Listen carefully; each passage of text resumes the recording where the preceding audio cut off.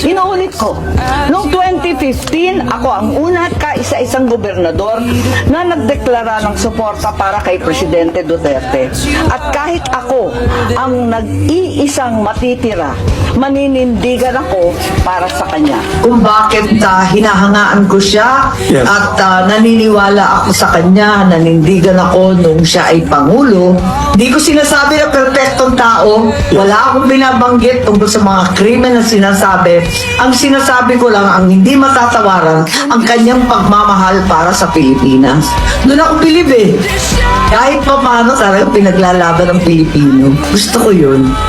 Tapos sabi ng maraming tao, siya din daw ang the only president na may guts to bury your father kahit na may mga buwapatikos. How did you feel about that? Totoo yun. May utang na loob talaga kami dyan. Malaking bagay yung utang na loob namin.